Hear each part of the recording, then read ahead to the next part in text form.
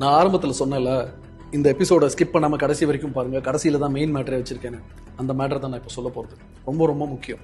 அதாவது இருக்கிற பிரச்சனையெல்லாம் பத்தாதுன்னு ஒரு 3 மாசத்துக்கு முன்னாடி சிடிஎஸ்சிஓ வெட்டின கணத்துலேருந்து ஒரு புதுசாக ஒரு பெரிய பூதம் கிளம்பியிருக்கு. சிடிஎஸ்சிஓனா central drug standard control organisation. அதாவது that is the highest authority in India for drug standards. ஒரு மருந்து நல்ல குவாலிட்டியில் இருக்குன்னு சர்டிஃபிகேஷன் கொடுக்க வேண்டிய ஒரு ஹையஸ்ட் அத்தாரிட்டி வந்து இந்த சிடிஎஸ்சிஓ தான். அவங்க ரீசெண்டாக நடத்தின ஒரு ரேண்டம் டெஸ்ட்டில் 53 medicine brands மாட்டிருக்கு.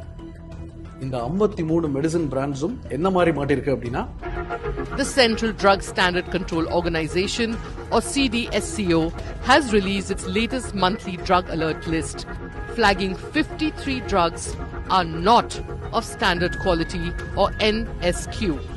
NSQ, not of standard quality. அதாவது இங்கிலீஷ்ல ரொம்ப சிம்பிளா சொல்லிட்டான், not of standard qualityன்னு. அவன் ஸ்டாண்டர்ட் குவாலிட்டியில் இல்லை அப்படின்னு சொல்றதுக்கான அர்த்தம் என்ன அப்படின்னா, இந்த மருந்தை எல்லாம் சாப்பிட்டா ப்ரோலாங்ட் இல்னஸ் வரலாம், தீர்க்க முடியாத சில வியாதிகள் வரலாம் அப்படின்னு மீடியா ரிப்போர்ட் சொல்லுது. இந்த மெடிசின்ஸ்லாம் கண்டாமினேஷன்லேருந்து இன்கன்சிஸ்டன்ட் ஏபிஐ வரைக்கும் எக்கச்சக்கமான ப்ராப்ளம்ஸ் இருக்கு. இன்கன்சிஸ்டன்ட் ஏபிஐனா, அது ஏபிஐனா ஆக்டிவ் பார்மசூட்டிக்கல் இன்கிரீடியன்ஸ். ஒரு மருந்தை தயாரிக்கிறதுக்கு தேவைப்படுற முக்கியமான இன்கிரீடியன்ஸ். அந்த இன்கிரீடியன்ஸ் இன்கன்சிஸ்டண்டா இருக்கு. ஒரு சில மருந்துகளில் கூட இருக்கு, ஒரு சில மருந்துகளில் கம்மியா இருக்கு. இந்த 53 மெடிசின்ஸ்ல இந்த இன்கிரீடியன்ஸ் கம்மியா இருந்துச்சுன்னா மருந்து வேலை செய்யாது. இன்கிரீடியன்ஸ் அதிகமா இருந்துச்சுன்னா நாமளே வேலை செய்ய முடியாது, ஜோலி முடிஞ்சு போயிடும். அவ்வளவு டேஞ்சரஸான 53 மெடிசின்ஸ் தான் ரேண்டம் டெஸ்ட்ல சிடிஎஸ்சிஓ கண்டுபிடிச்சிருக்காங்க. இந்த மருந்துகள்லாம் மார்க்கெட்ல சர்க்குலேஷன்ல இருக்கு. That's the most important point.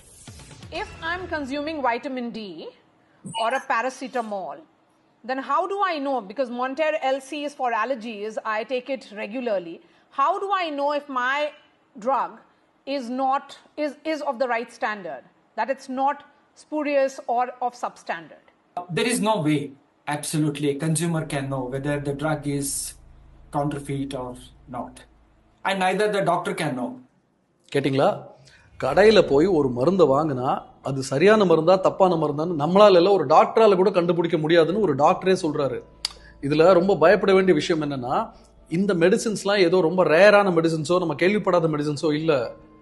ரொம்ப ரொம்ப காமன் ப்ராப்ளம்ஸ்க்காக நீங்களும் நானும் தினம் சாப்பிட்டுக்கிட்டு இருக்கிற ரொம்ப சாதாரணமான ரொம்ப காமனான மெடிசின்ஸ் இது எல்லாமே.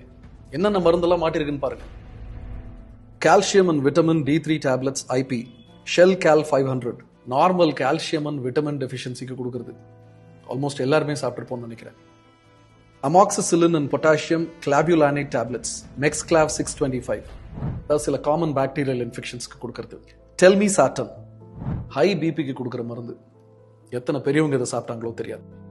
Vitamin B complex with vitamin C soft gels. பேசிக்கா இதை சாப்பிடாதவங்களே இருக்க முடியாது.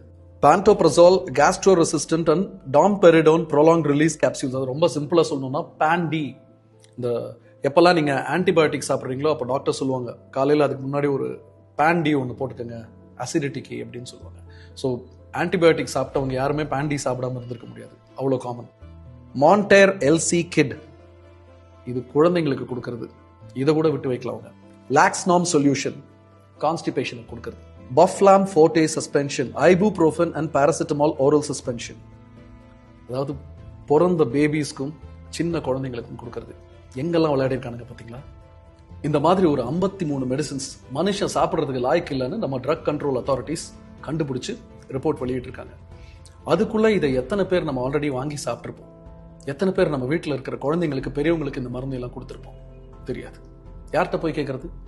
இதை ப்ரிஸ்கிரைப் பண்ண டாக்டர்ஸ் கிட்ட போய் கேட்டீங்கன்னா, நாங்க சரியான மருந்து தான் எழுதினோம், மார்க்கெட்ல ஃபேக் மெடிசன்ஸ் கிடைச்சா நாங்க என்ன பண்றது, எங்களுக்கு தெரியாது.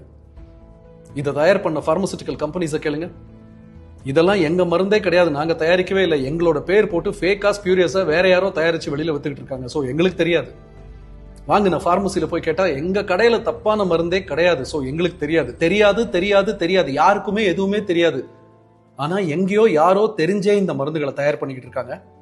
எங்கேயோ யாரோ தெரிஞ்சே இந்த மருந்துகளை விற்கிறதுக்கு டாக்டர்ஸ்க்கு பணம் கொடுத்துக்கிட்டு இருக்காங்க. எங்கேயோ யாரோ தெரிஞ்சே இந்த மருந்தை எல்லாம் பிரிஸ்கிரிப்ஷன்ல நமக்கு எழுதிக்கிட்டு இருக்காங்க. எங்கேயோ யாரோ தெரிஞ்சே இந்த மருந்துகள் எல்லாம் பார்மசிஸ்ல நமக்கு வித்துக்கிட்டு இருக்காங்க. ஆனா நாம மட்டும்தான் எதுவுமே தெரியாம தினம் இந்த மருந்துகளை வாங்கி சாப்பிட்டுட்டு வாழ்வா சாவான்னு போராடிக்கிட்டு இருக்கோம். சம்பந்தப்பட்டவங்களை ஒன்னே ஒன்று மட்டும் நான் கேட்டுக்கிறேன். உடம்புக்கு முடியலன்னு தான் உங்ககிட்ட வரும். ஆல்ரெடி ஹெல்த் கேர் மெடிக்கல் எக்ஸ்பென்சஸ்ங்கிற பேரில் எங்கள் பணத்தை எல்லாம் உறிஞ்சி எடுத்துக்கிட்டு இருக்கீங்க. அது பரவாயில்ல, எவ்வளோ வேணாலும் தரோம். ஆனால் எங்கள் உயிரை மட்டுமாவது விட்டு வைங்க. ஏன்னா மறுபடியும் நாளைக்கு நீங்கள் கல்லா கட்டுறதுக்கு நாங்கள் வேணும்ல. It's without makeup with Viswa. இப்படியாக என்எம்சிக்கும் ஐஎம்ஏக்கும் நடந்த இந்த பிரச்சனை ஒரு சரியான முடிவுக்கு வராமல் என்எம்சி ஜெனரிக் மெடிசன்ஸ் தான் எழுதணும்னு சொல்லி ஐஎம்ஏக்கு கொடுத்த ப்ரப்போசலை தற்காலிகமாக ஹோல்டில் போட்டுட்டாங்க.